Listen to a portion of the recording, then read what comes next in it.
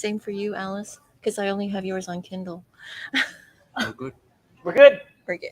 Okay, thank you for coming to the Word Vancouver panel, Complex Relationships. And of course, we have a complex relationship as with this land that we are on, as we welcome you to the traditional homelands of unceded territories by the Tsleil-Waututh, Squamish, Musqueam, and I will also say Kikite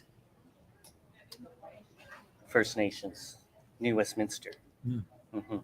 So my name is Todd Wong. I'm your moderator. We have Janie Chang, author of Porcelain Moon. We have Hiro Kanagawa, playwright and author of Forgiveness, adapted from the book, Mark Sakamoto's book. You were just on panel with them. Mm-hmm. And we have Alice Poon and the Heavenly Sword. This is part of a series, isn't it, Alice?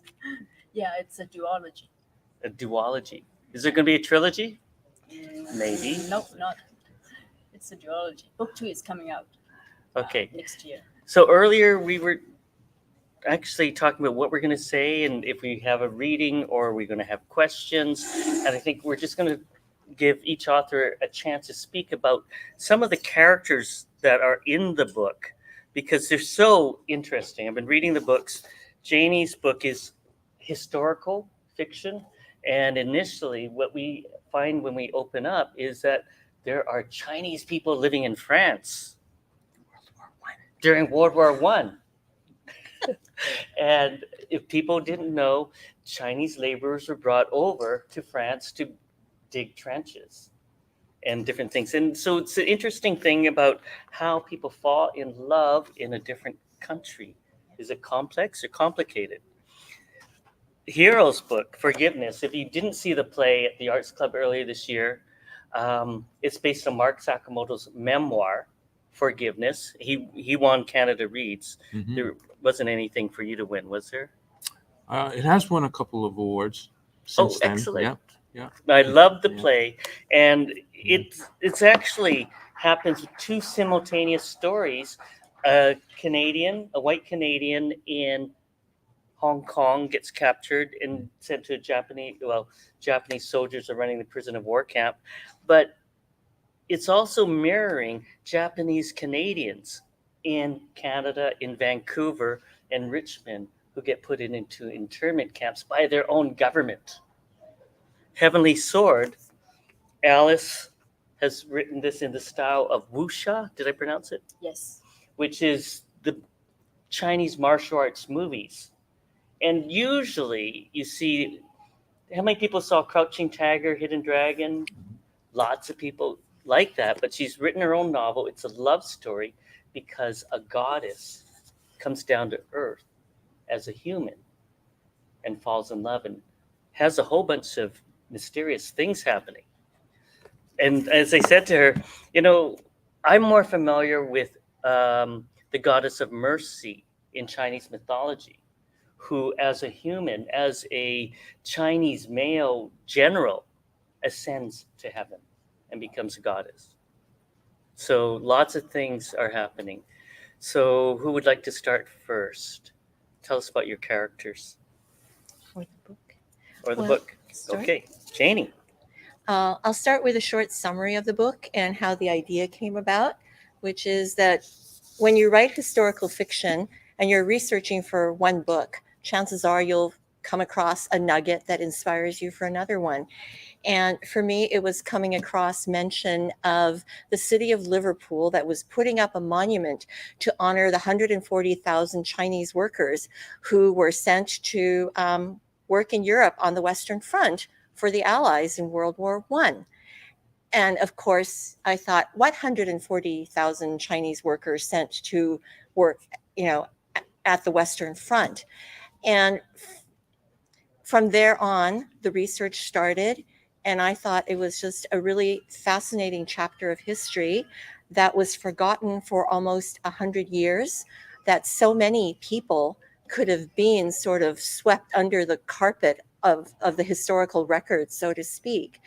And I knew I wanted to write a story about that, about how they were recruited by the Allies from northern China to go and work in France and England, because basically the French and British were decimated after the slaughters of the Somme and Verdun. They were just running out of manpower.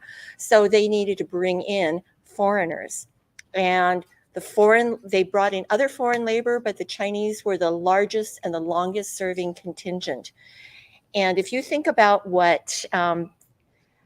how battles are won, it's actually not very Hollywood at all. There's heroics, but behind it, there's the whole supply chain of the logistics of making sure that there's ammunition and fuel and medicine that can get transported to the front lines in time so that battle can commence.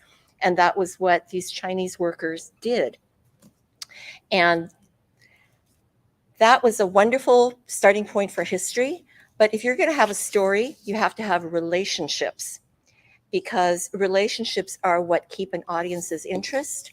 And the strongest relationships and the most compelling ones are that of family, I find, anyway. So in this particular story, there is a young woman, a Chinese woman named Pauline Dang, and she has been living in France.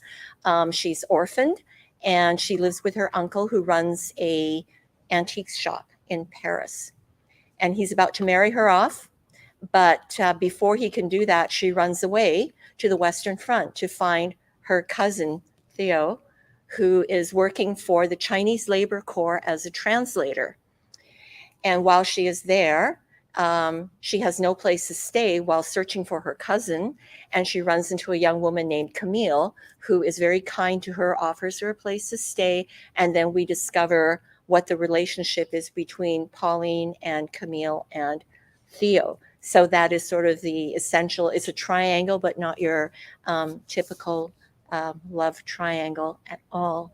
So I would say the complex relationship, although there are a number of complicated relationships in this book, is the friendship that starts with Camille and Pauline, a young French woman, Camille, who's in an abusive relationship, and Pauline, a Chinese woman who has been raised in France and does not want to go back to China, and how their friendship begins, and then they sort of distance from each other, and then they find out how they really are, how their lives are really intertwined, and they are forced into doing something together that binds them for life. So that is my complex relationship. It's kind of neat because initially when I was reading it, it's like her uncle or her family wants to set her up in an arranged marriage and send her back to China, but she doesn't want to go. Thank you, Janie.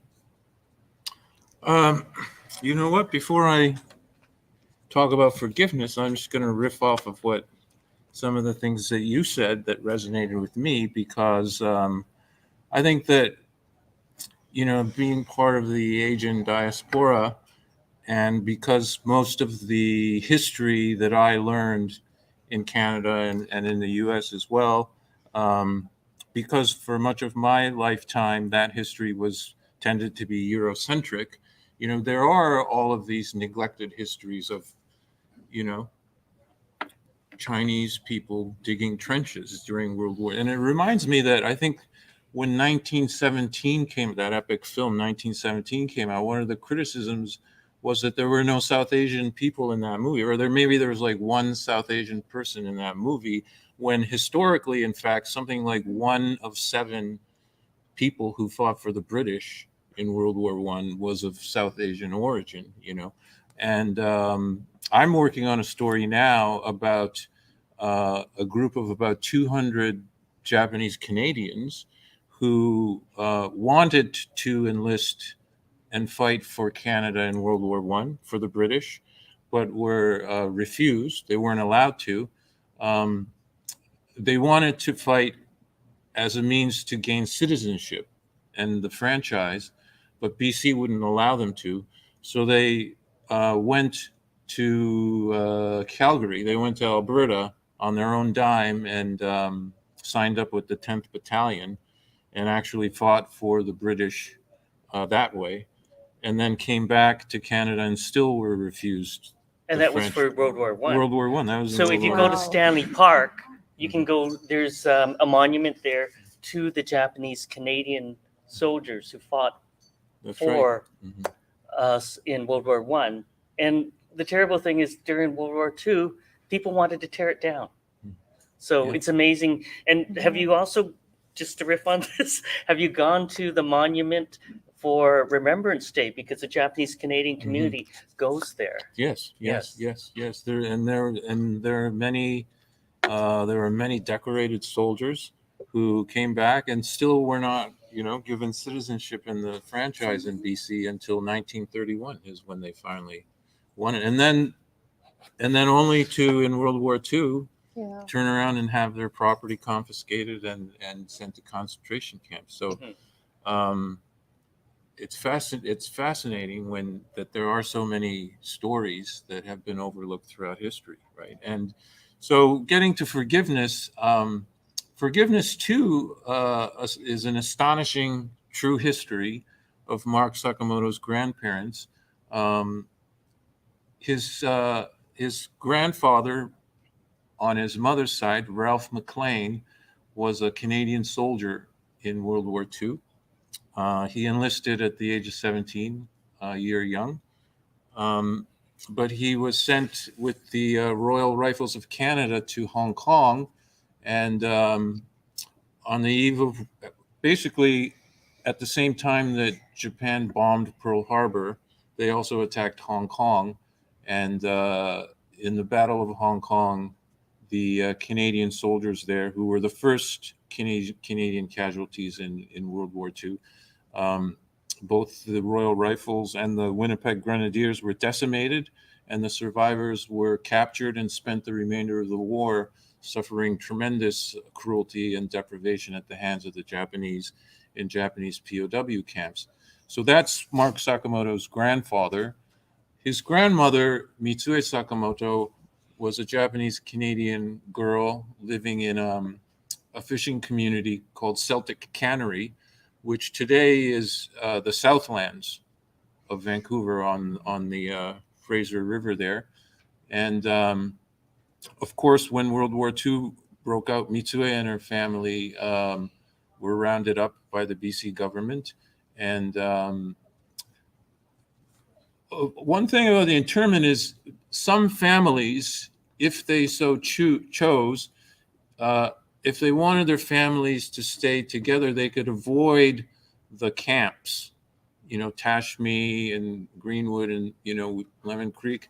There are all these camps that Slocan that are very well known, but the families who wanted to stay together, they had an option to go to Alberta and work on sugar beet farms and stay together as a family. So that's what the Sakamoto family did.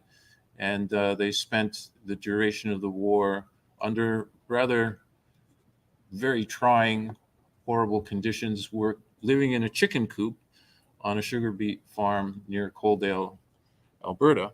And the story of forgiveness is Ralph and Mitsue's experiences during the war. But then after the war, their children, Ralph's daughter Diane and Mitsue's son Stan, fall in love.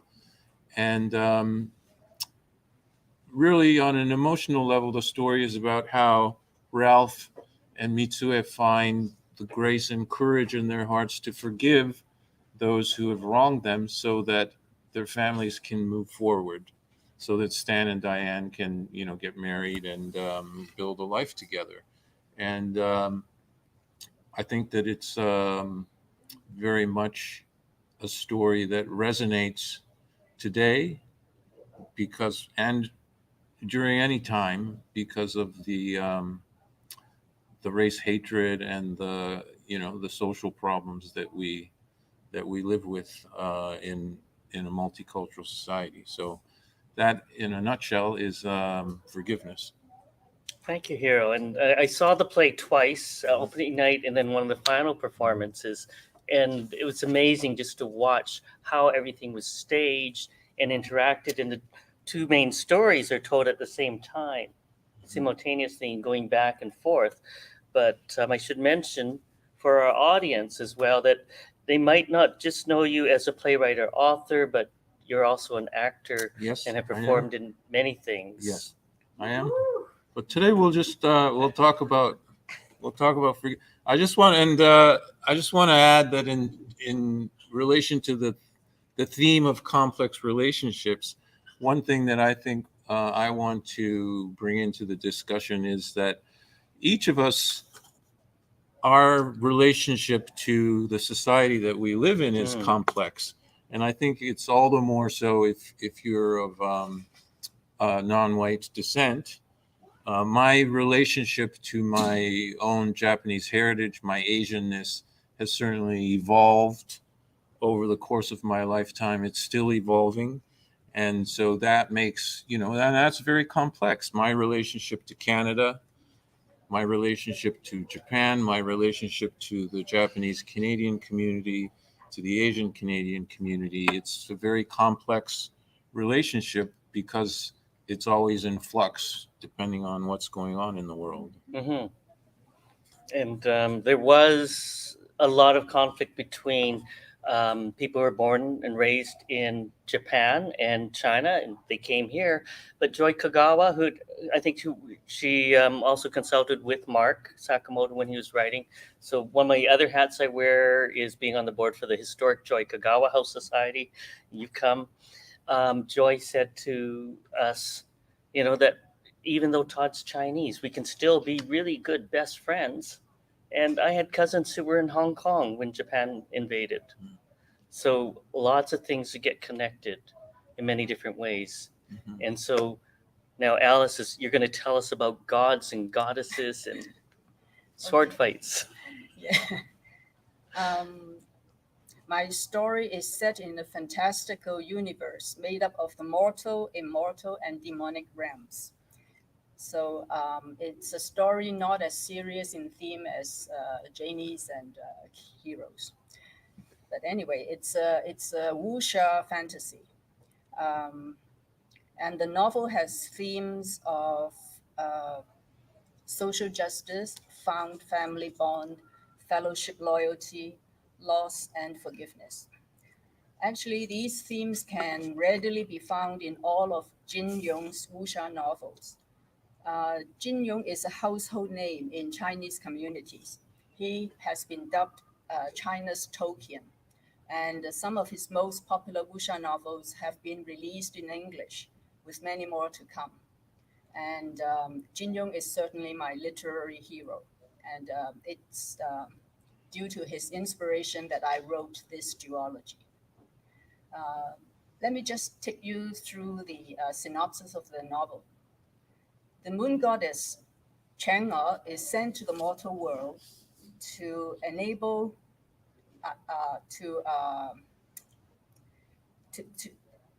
she's sent to the mortal world in the earthly form of a girl warrior called Tang Sire.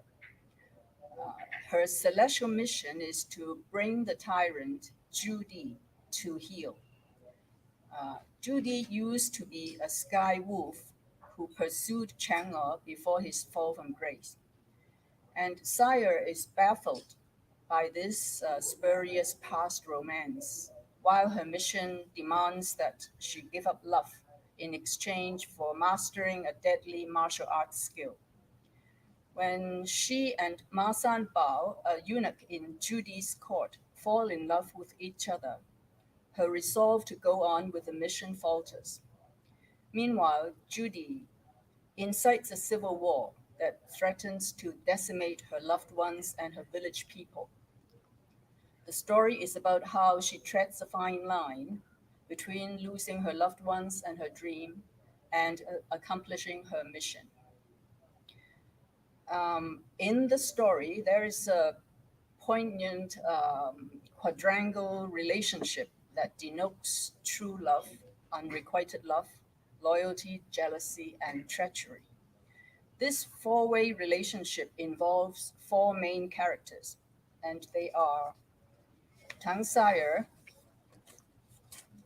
the protagonist, Judy, the antagonist, Tang Binhong as Sire's foster brother, and Ma Sanbao as Sire's love interest.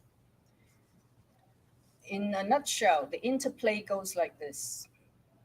The spurious romance between Tang Sire and Judy happened in their past immortal lives, and it befuddles Sire's present judgment of Judy. From Judy's perspective, all he wants is to put Sire under his thumb because he knows about her mission and fears her martial prowess. Sire and Ma Sanbao truly love each other, but theirs is a tortuous love that is destined to go through a bed of thorns because Judy is insanely jealous of their love and is bent on wrecking it. Tang Bin-hong is secretly infatuated with Sire, but keeps mum about his feelings and hates Ma Sanbo's guts. So this is the four-way relationship, and it's kind of convoluted, but it actually acts as a cohesive agent that binds the story together and propels the story forward.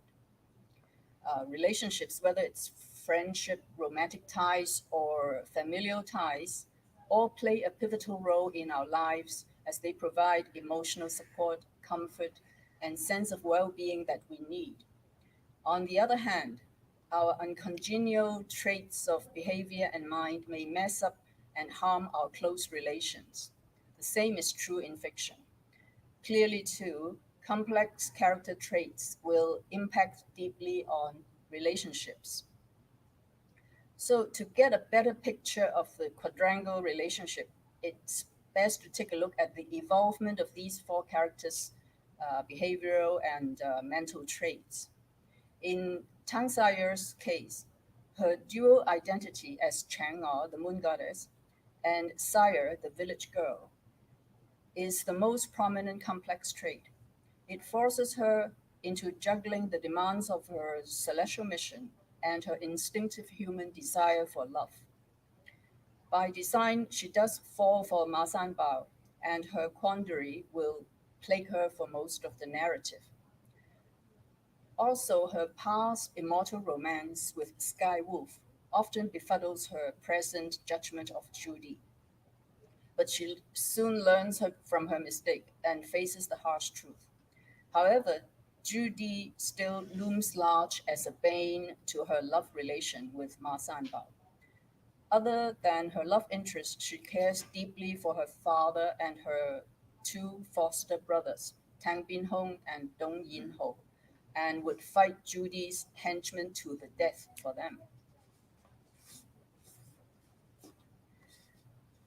Judy has a traumatic past in both his immortal and mortal existences, and he turns out to be a super complex, distrustful, and vengeful villain who is not amenable to uh, owning up to his heinous mistakes.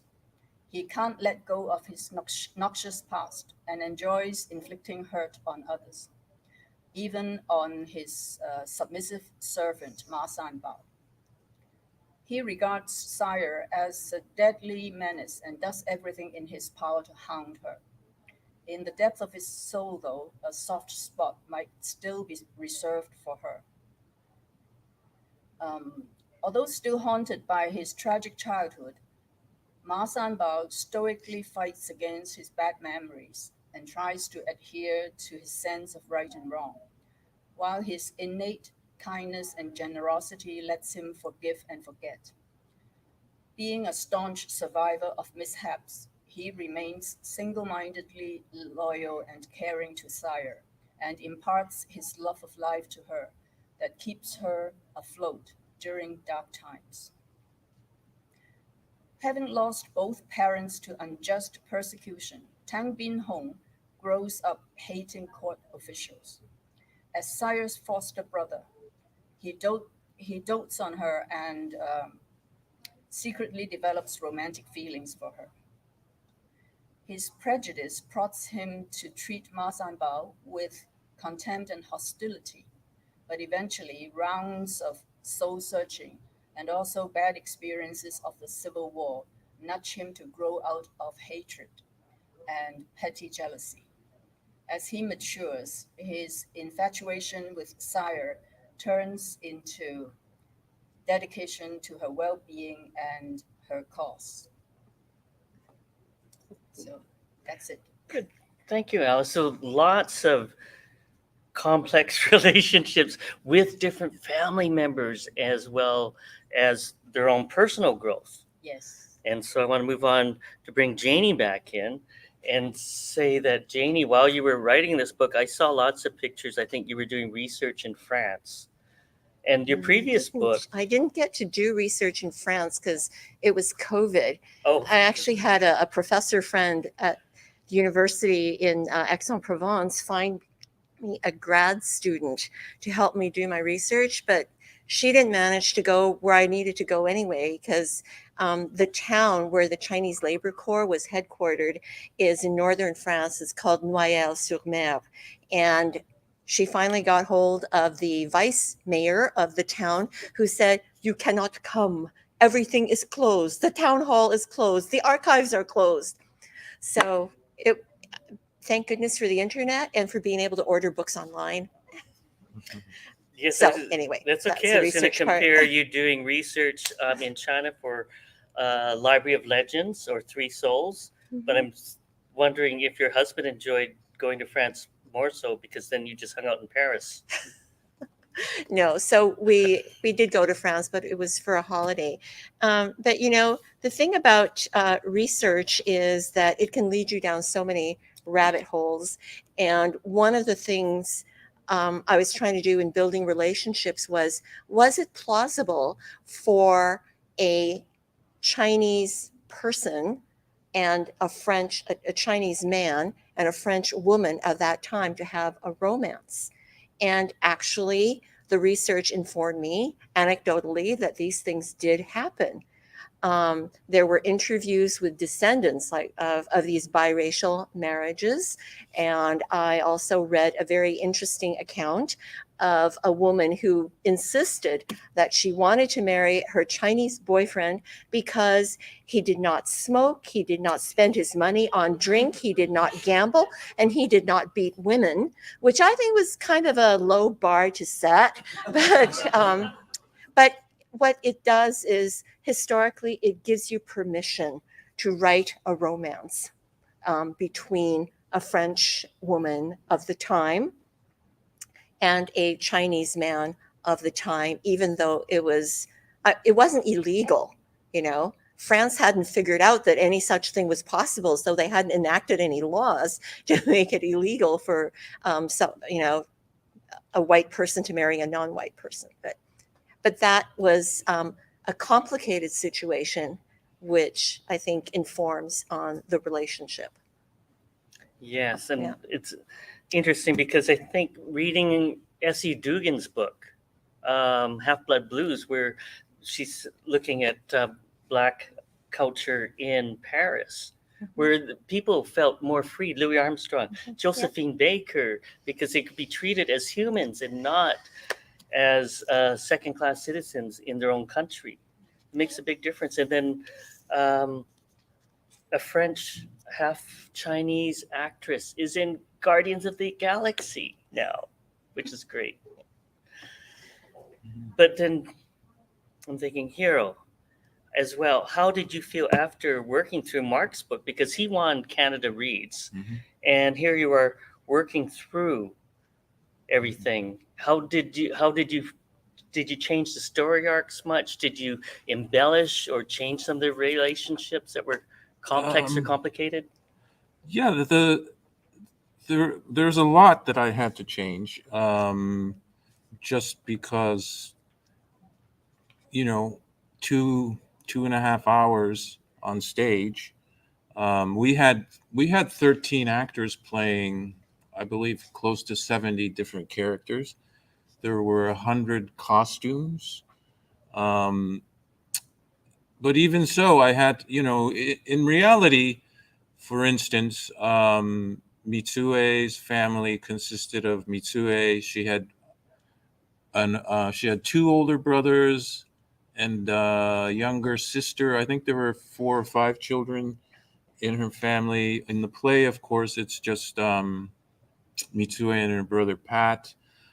She actually spent the war with her husband Hideo's parents, but in the play, she spends the war with her own parents.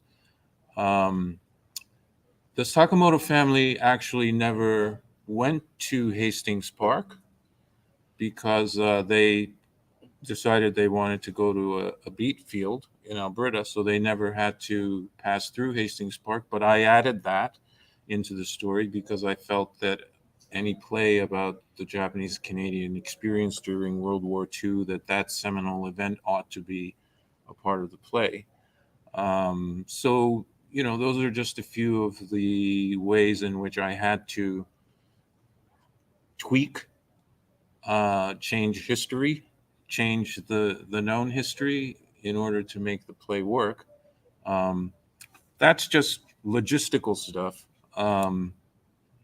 In terms of did I change who people were?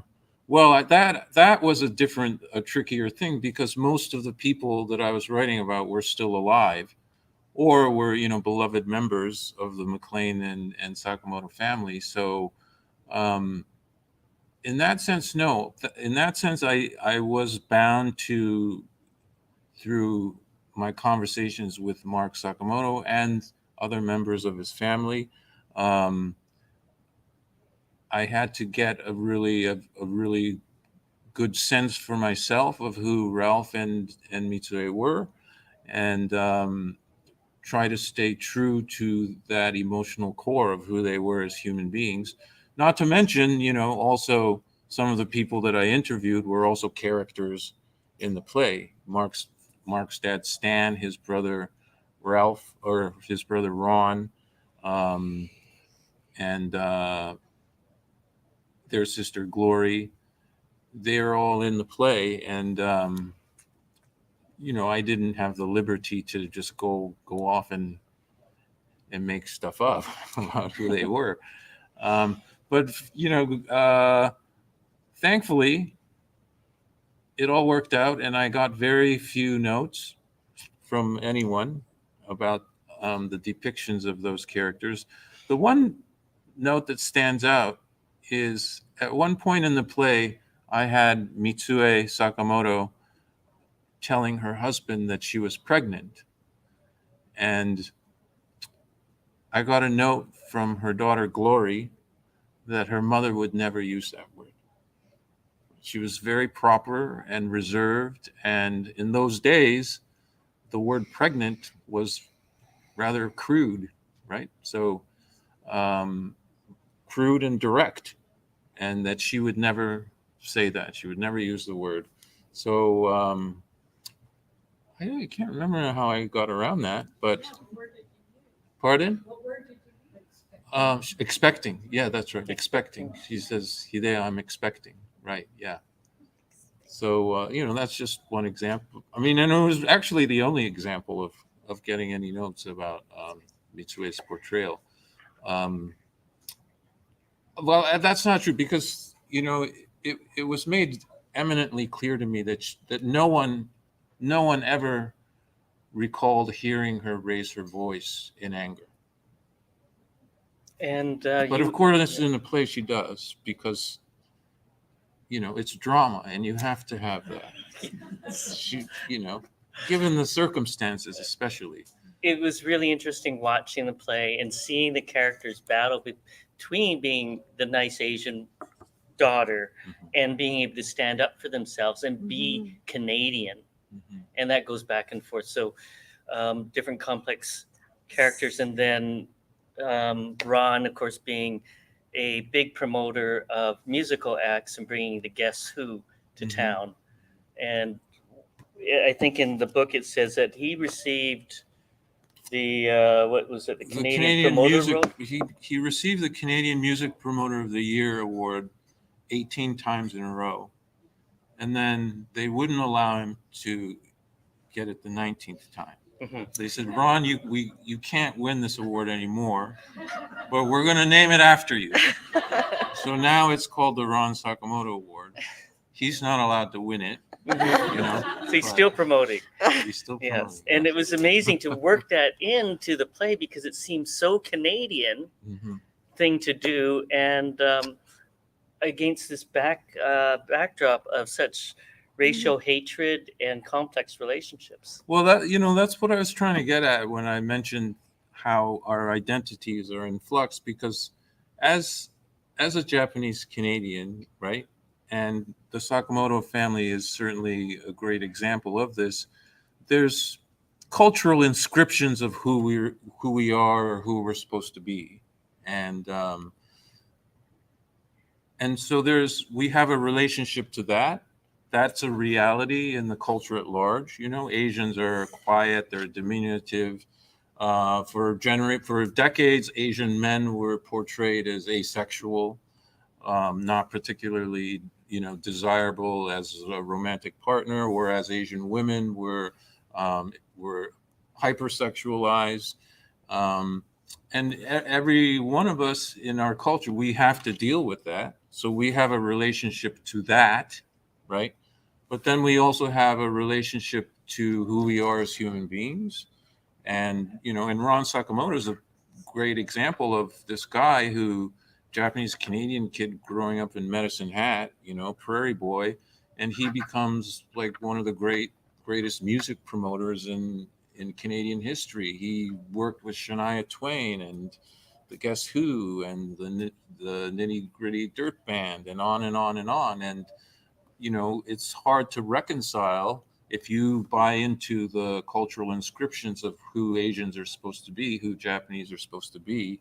Reconcile that with who Ron Sakamoto is, and that goes for anybody, right? So there's definitely inherent, I think, in any story like Forgiveness, or any story like Janie's book, or Alice's book, there's complex relationships, because the reader obviously has a relationship too. We have our own assumptions that we're bringing to the story, and that story and those characters, to the extent that they subvert what we already believe about Asian people, right? That creates complexities, which you either find delicious and delightful, or some people can't deal with it. But that's I think one of the great things about fiction and literature is that it does allow us to these windows into things that we never knew about before. Thanks, Hiro. So, Alice, this whole thing, part of it is with mythology. I'm not as familiar with Chinese mythology, but I'm thinking I've seen so many movies recently, like Thor. I haven't seen that. You haven't seen Thor? Did you see Shang-Chi? Yes. Okay, Shang-Chi, which plays and riffs on some of these Chinese myths and legends. Yes. Even Bruce Lee is a legend in his own right. And the mythology of Bruce Lee, but the mythology of your characters, how do you relate to that, and why do you love it? I don't know.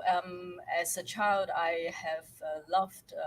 I loved mythology classics like Journey to the West, and when I grew older, I read Investiture of the Gods, and it all provides a sort of a wild world in which I can lose myself. Yes, and Journey to the West features the story of the Monkey King traveling westward to India to bring Buddhism back to China. Yes. Who do we have? We have an author up in Edmonton, Marty Chan, who wrote about the Monkey King coming to Gamsan. Yeah, coming to the far west. Yeah. But how would you relate those characters together? The Monkey King inspired you in different ways. Well, the Monkey King does appear in the story, but he only plays a small part. But there is a retelling of a very popular mythical folklore in the story, and that involves Neja and the Green Dragon. Neja, I think there is an animation film recently that features him. And this story is about how he got into very violent conflicts with this green dragon, and there is a retelling of this folklore in the story. Yeah, I think the story is very interesting. Yes, I've been learning because I grew up here in North America. I didn't learn a lot growing up about Chinese mythology because my parents wanted us to be Canadianized. But learning about that and about the dragons, which are technically perhaps the bones of dragons. When if you go to the Sun Yat-sen Garden, they said that the mountain ranges are all the bones of dragons. Makes it interesting. So, Janie, do you have a question for one of our panelists before we get to questions from the audience? Well, I have a comment for emerging writers, and then I have a question for Hiro. Mhm. So my comment is that if you're writing fiction, we're always told that characters have an arc. They end up being different people from who they are. So when you're writing, you need to be careful that when your characters are in a relationship and they are each going through their character arcs, you need to recognize that it means that their relationship to each other can also change. So just to be aware of that. Okay. And okay, so for Hiro, I have seen his face in like most of my favorite science fiction shows, but where I really geeked out was learning that he was story editor for hands down the best crime show set in Vancouver, Intelligence. And that was full of complex relationships, and it was a completely different setting and a different kind of family than the Sakamoto story. And I'm just wondering, where do you go to find those complex relationships? Is there a point at which you say, here's the situation for the characters, and aha, I know what I need to do with them? Hmm. I don't know what I one thing that I feel blessed with is that whenever I have a really gnarly writing problem that I'm struggling with, I go to sleep and I wake up 3:30, 4 in the morning with the problem solved. So essentially what it is that once my ego and my conscious brain get out of the way, something in my subconscious, solves it for me. And there are entire scenes in Forgiveness that 3:30 in the morning I woke up and I keep a notepad and a pen. I just wake up and I just transcribe, essentially, is what I'm doing. It just comes from the ether. Transcribe, go to sleep. Does this make it a And complicated relationship No. for your wife? No, she doesn't. And then in the morning when I wake up, I have to, first thing I do, I get up and I type it in. Because if I left it a few hours, I'd never be able to read Mhm. the scrolls, But a lot of it is gold. Like, as I say, there's probably entire scenes in Forgiveness with very little revision and editing were things that came to me when I was asleep. So, when people say, "Oh, Hiro, the play did so well, you must be so proud of it," and I go, "Yeah, but you know what? Part of me feels like I didn't actually do it because it happened in my sleep." Yeah. So getting back to your question, there's Not envious at all of your ability to come up with stuff in your sleep. but as you say, like it's all family, and I think family dynamics are essentially similar regardless of what the universe, the milieu is. Mhm. And really, I think the more fantastical a universe is, it's more successful when we can still recognize the human relationships, that we're familiar with in our own lives. So even if it's Star Wars or whatever, I mean, Star Wars hinges on, Luke, I am your father, right? It's the most fantastical universe in the world, in our, but we can relate to it because we understand that family dynamic, right? So, yeah, I think that's how I would answer that. Great. Question. Do you have a question Have I for? answered it? Yes. Yeah. Okay. Do you have a question for Janie or Anne? I have a question Yes. for Hiro and Janie. Which one of these give you the most inspiration? Books, films, or your real life experiences when writing relationships?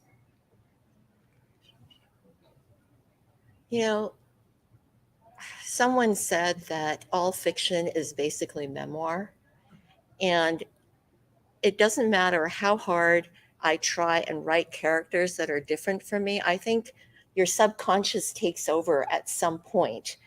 And in many of the scenarios of the young women that I write, I see someone who is sort of standing with a foot in two cultures, or at a time of great political or social transition, where you're trying to negotiate a time of change, where you're being pulled into the traditional, and yet you know enough to know that there's something else out there where you can be more free, where you can be more yourself, where you can achieve your ambitions, and that need to sort of placate and be the stereotypical good Asian Canadian, versus the person that you could be, someone who's going to be more assertive at work, for example. And some of it actually is perpetrated by our own families, because there were so many times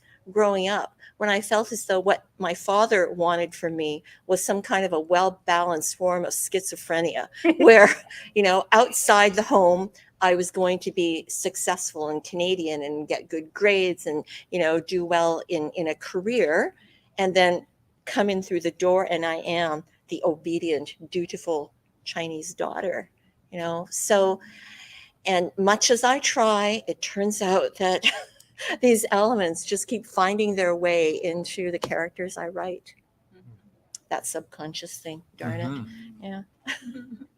Okay, thanks. I take my inspiration from a very, I think unusual, people would find unusual, but when I was 14, I was living in Tokyo.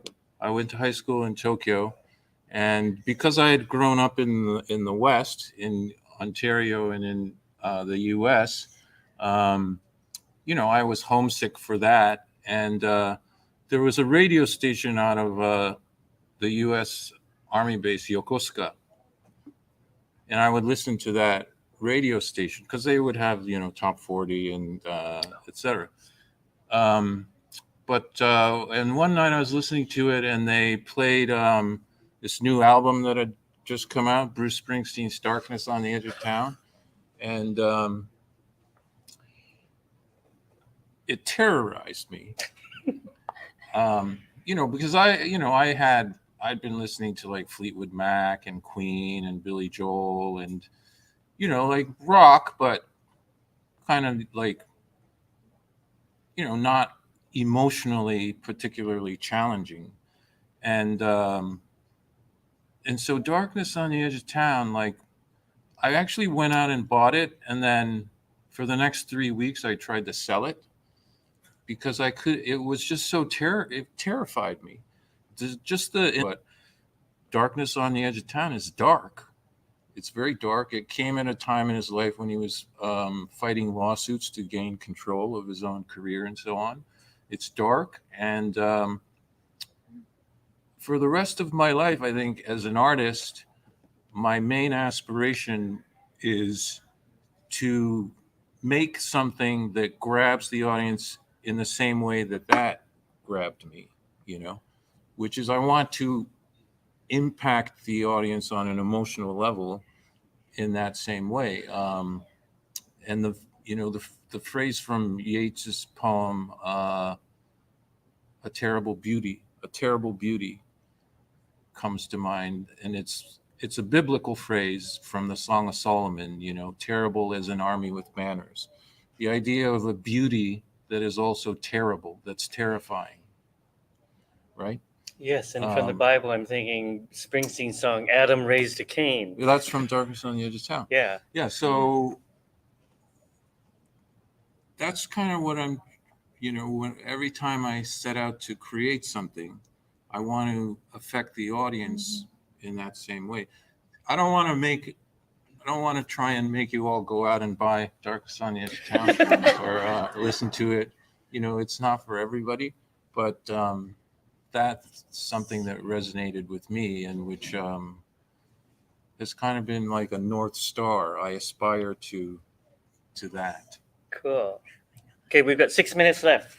Anybody want to ask a question? Right. We're going to repeat it. Wayne. Hey, thank you. This is great. Sort of watching late, but I'm really happy to say that we're consumers of all three of your work and fans of yours.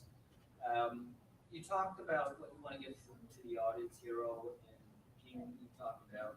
Oh, we're not getting it picked up by the mics, are we?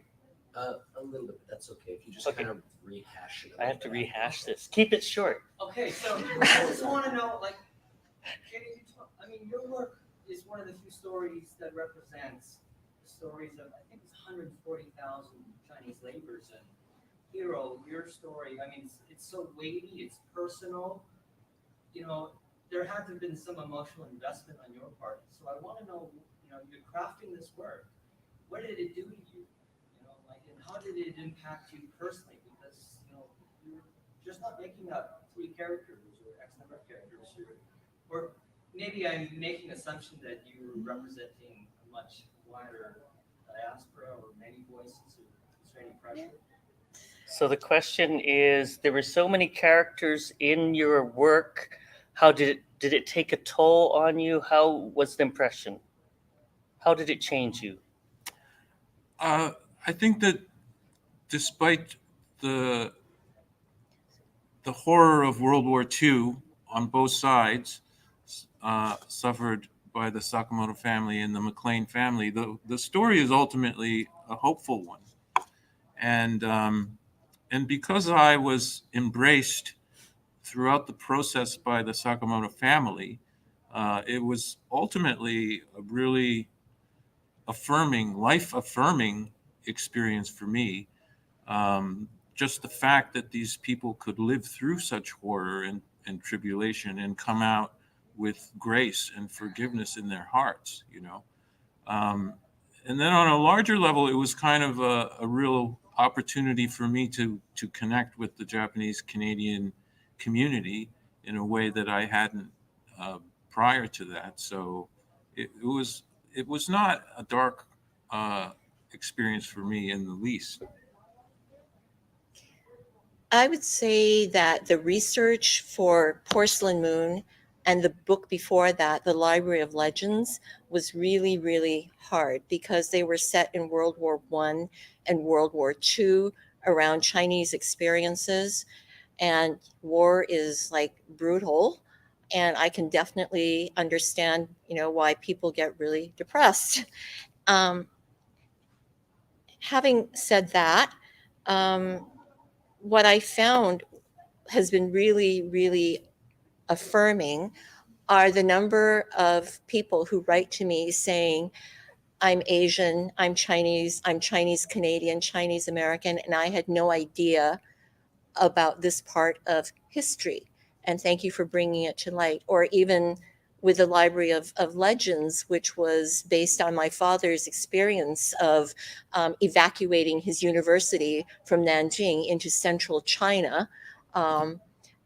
When the Japanese invaded, people just outside of China had no idea of that history.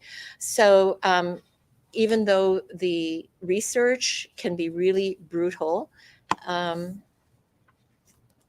the reward comes when I get those emails to say, I had no idea. Nobody ever taught this to us in school because it's a very Eurocentric, North American-centric kind of a school system that we have.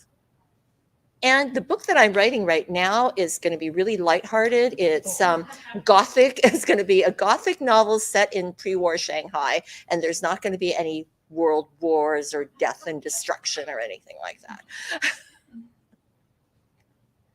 Great. Alice, do you have a comment or no? No. Do we have one last question from the audience?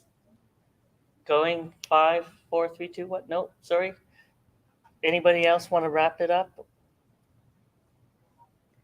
We've said all we can. This has been amazing. Thank you all for coming today. Word on the street. Well, it's not longer Word on the Street, it's Word Vancouver. And we're really glad to have you all here today. And we'll feature you at Literation maybe too. Or you have been there. Thank you, everybody. Thank you for the audience and Thank you for being so coming. attentive and laughing at our bad jokes. Incredible insight with the complex relationships. Thank you all. Thank you. Thank Thanks, you. Todd.